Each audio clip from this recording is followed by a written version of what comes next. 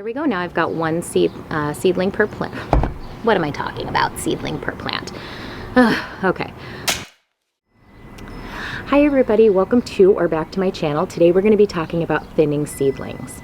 Now, if you have started your plants from seeds, you likely have, you put probably more than one seed per pot, which is what you should do. You're not always guaranteed 100% germination, and so it's a good idea when you're starting plants in a pot to put more than one seed in there to guarantee that you get the plants that you want to start.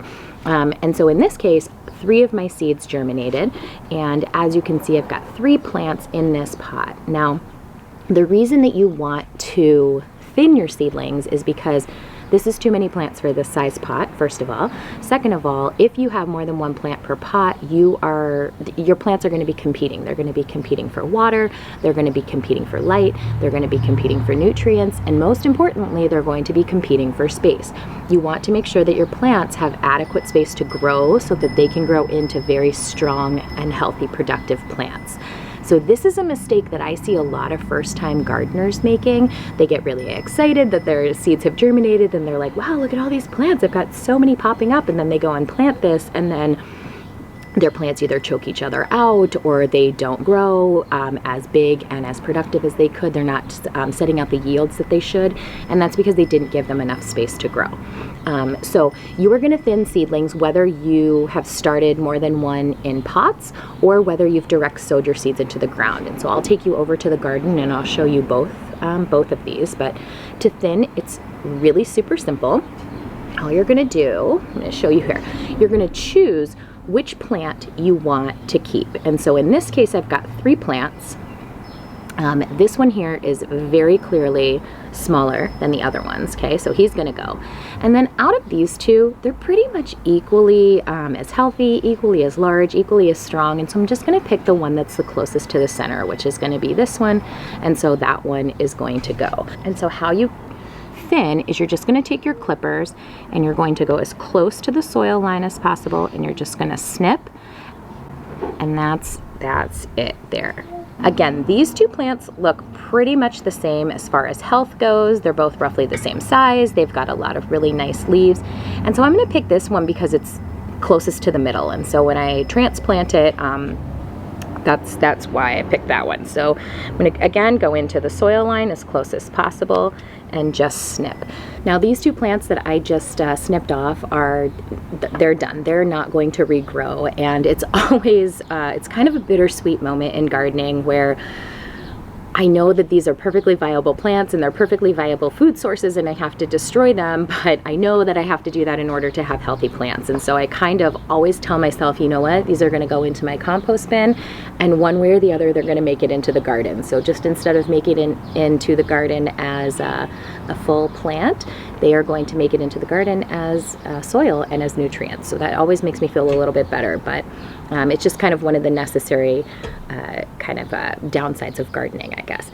Now, when I take you over to the beds, there's some radishes that I'm going to be thinning out, and when you thin those out, the radish leaves are edible. You can actually eat those, so you don't have to put those in the compost. So that's always kind of fun too, to just kind of throw them in a salad or top them on top of an omelet, almost like a microgreen. They're not quite the exact same thing as a microgreen, but they can be used in the same way as a microgreen. So again, I'll just show you a second plant here that I have.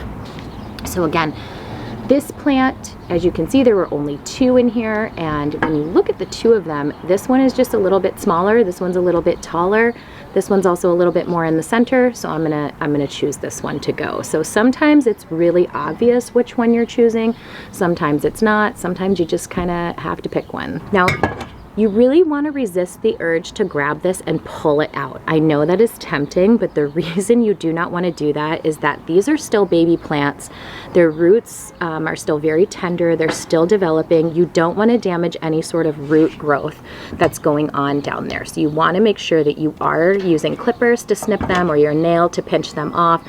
You absolutely do not ever want to pull them out of their pots. So there we go. Now I've got 1 plant in this pot, and in a couple of weeks, he's still a little bit small to go straight into the ground, but should be maybe about a week or 2. He should be big enough to head out into the garden there. So with that being said, I'm going to take you over to the garden beds.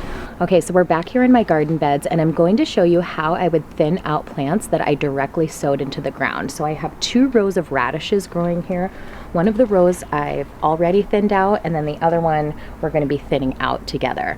And the reason that you want to do this is, again, it's the same concept as thinning them out when they're in the pots. They're going to be competing for light, nutrients, water, but most importantly, space. And it's really important, especially when you have root vegetables, that you are thinning them out, because if they don't have adequate space to grow, that's when you're going to get kind of funky looking root vegetables. You're not going to get them to be those really big kind of like either bulbous radishes or long carrots. They can kind of get I don't know, I've seen like twisted carrots before. I've seen you know, they're just not straight, which is fine. They still taste perfectly delicious, but you know, it's better to thin them out so that you have big, beautiful, healthy plants, I guess is what I'm trying to say. So I'm going to take you down to the bed, and I'm going to show you how I would thin these out. Okay, so we're down here in my garden, and these are radishes that I directly sowed into the ground here. So if you can see here, you can see these 2 are really, really close together. This happens either when you're putting your seeds down. Sometimes you drop them next to each other. Sometimes, you know, if they haven't settled completely and it rains, which is what happened in April, we get, you know, they can kind of move around a little bit. And so almost all of my radish seeds sprouted, which is really, really great. So I'm just going to start back here. And you want about, I would say, like 2 inches or so between each plant. I think that's what it said on the package. And so roughly about 3 fingers. This is about 2 inches. And so if this is the first plant here, you can see that the next plant will be this one. Okay, so I'm going to go in, and I'm just going to, right at the soil line, snip these off. Now, again, you don't want to pull these out of the ground. Okay, you're going to risk damaging the other radishes that are growing, and you really don't want kind of funky bulbs when you're growing radishes. So I'm going to take this one out. So I'll take this one. Probably will take this one. Those might be a little close together, but I'm going to risk it. And then I'll take this one out. And so now you can see these have a little bit more space to grow, and they have kind of adequate space to spread. Thank you so much for watching. I hope you found this tip really helpful. If you like this video, please make sure that you like and subscribe. It will really help me grow my channel. It would also really help if you would share this video with a new gardener in your life, or an experienced gardener that just wants to find some new gardening content to watch on this platform. So thank you so much again for watching, and I'll see you back here in a week or so with some more gardening content. Bye-bye.